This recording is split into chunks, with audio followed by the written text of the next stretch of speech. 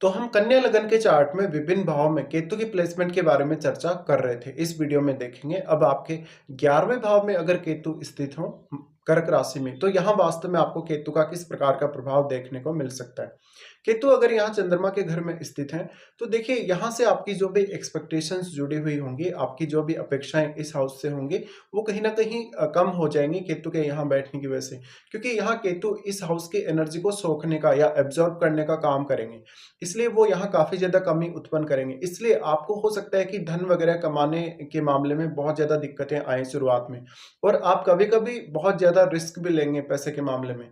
यहाँ पे केतु का स्थित होना मोस्टली आपको इनकम स्रोतों के बारे में या जो आपके आय के स्रोत हैं, उनमें स्टेबिलिटी नहीं दिखाता कभी भी, और काफ़ी ज़्यादा चिंतित करेगा आपको। यहाँ पे केतु का बैठना अब किसी भी अन्य ग्रह के साथ अगर केतु का संबंध है, तो उस पर भी डिपेंड करेगा काफ़ी कुछ। हालाँकि यहाँ अब आपके चार्ट में जो डिस्पोज़िटर हैं केतु के, वो बहुत ही अच्छी स्थिति में होने चाहिए। तब ज़रूर आपको कुछ फ़ायदा हो सकता है। यहाँ अगर केतु बैठे हैं, तो आपके जो भी नेटवर्क में लोग होंगे, वो अक्सर आपका फ़ायदा उठाएँगे। जैसे कि आपका कोई ख़ास दोस्त हो, आपका कोई भी नेटवर्क में आपके बहुत ज़्यादा क्लोज़ हो। इसके साथ-साथ यहाँ पे आपके जो भी रिश्ते हैं और आपके पब्लिक के साथ जो भी रिलेशंस हैं, उन पर भी इसका असर अवश्य ही पड़ेगा।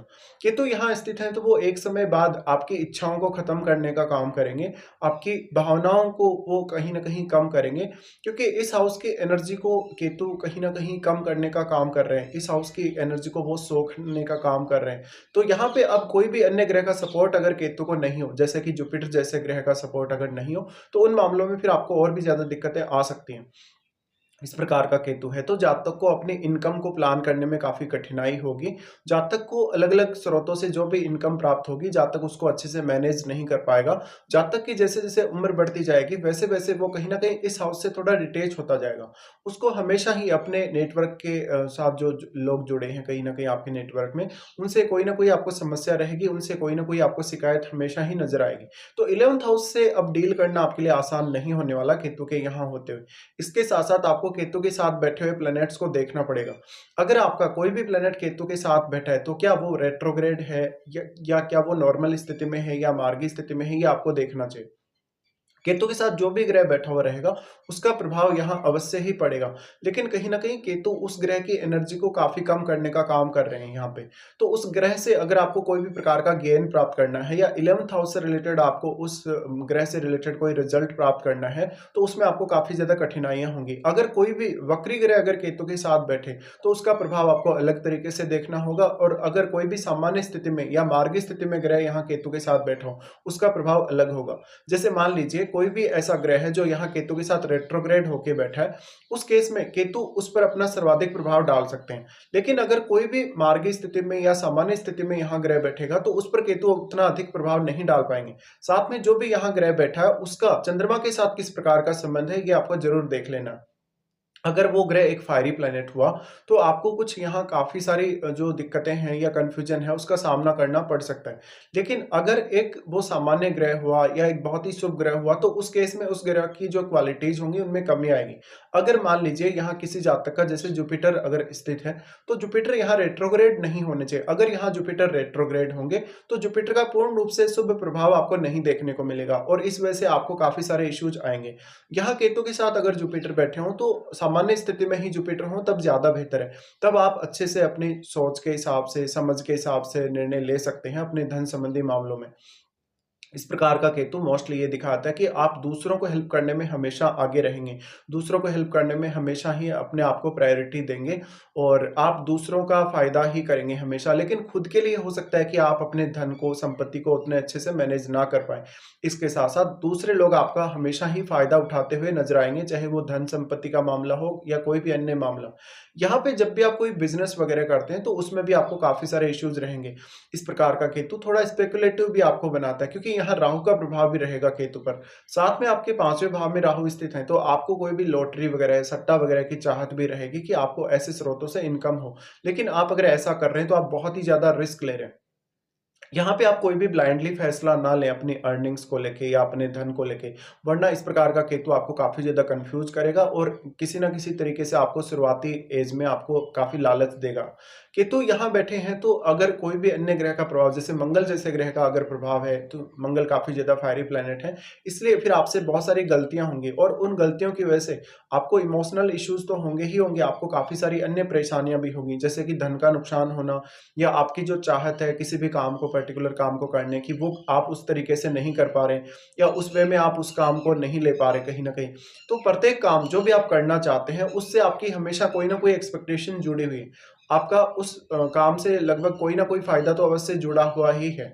इसलिए वो काम आप उस वे में नहीं कर पाएँगे जिस वे में आप वास्तव में चाहते हैं। यहाँ पर अब आप दूसरे लोगों से भी कोई ख़ास सपोर्ट एक्सपेक्ट नहीं कर सकते। अगर आप दूसरों से कोई बहुत बड़ी एक्सपेक्टेशन रखेंगे भी, तो वो भी आपकी पूरी नहीं होगी। तो यहाँ पर आपको काफ़ी सोच समझ कर ही आगे बढ़ना चाहिए।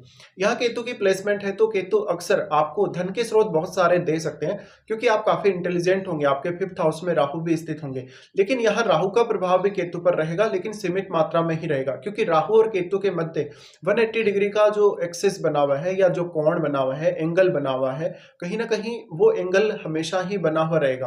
वो कभी भी बिगड़ नहीं सकता या वो एंगल है वो बदल नहीं सकता। तो यहाँ पे राहु एक सीमा तक ही केतु पर अपना प्रभाव डाल सकते हैं। लेकिन जो राहु के साथ बैठा हुआ ग्रह है आपके पंचम भाव में, वो ज़रूर यहाँ केतु और केतु के साथ बैठे हुए ग्रह पर अपना प्रभाव डालेगा और काफ़ी स्ट्रांगली डालेगा। तो आपको उस प्लैनेट को अवश्य देख लेना है जो आपका राहु के साथ बैठा हुआ है।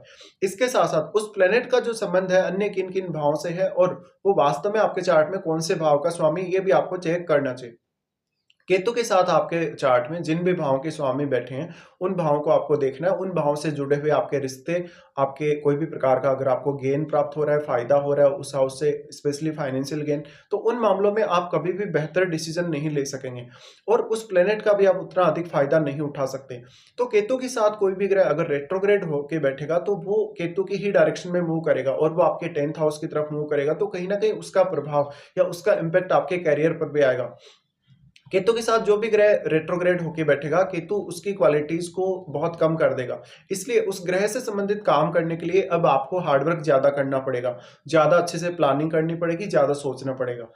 तो राहु के साथ जो भी बैठा हुआ ग्रह है, कहीं न कहीं उसका बहुत ही स्ट्रॉन्ग इम्पैक्ट केतु और केतु के साथ बैठे हुए ग्रह पर पड़ेगा। साथ में उस ग्रह का आपको चंद्रमा के साथ संबंध अवश्य देख लेना चाहिए कि चंद्रमा के साथ वो ग्रह किस प्रकार का संबंध रखता है, फ्रेंडली है या इनमे है।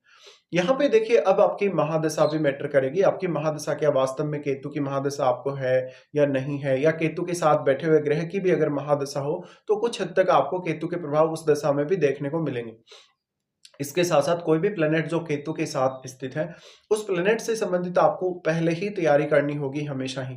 उससे रिलेटेड आपको जो प्लानिंग्स करनी है अपने जीवन में, वो थोड़ा पहले ही करना होगा।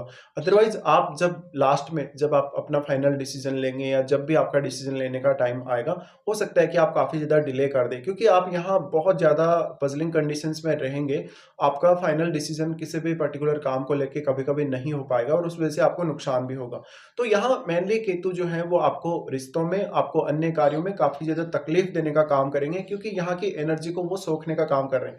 साथ में केतु एक ब्लाइंड प्लैनेट है। ब्लाइंड होने की वजह से कहीं न कहीं जो भी आप निर्णय लेंगे 11वें भाव से रिलेटेड मैटर्स में, वो काफ़ी सोच समझ कर आपको लेने होंगे और किसी न किसी की आपको सलाह भी इस मामले में ज़रूर लेनी चाहिए।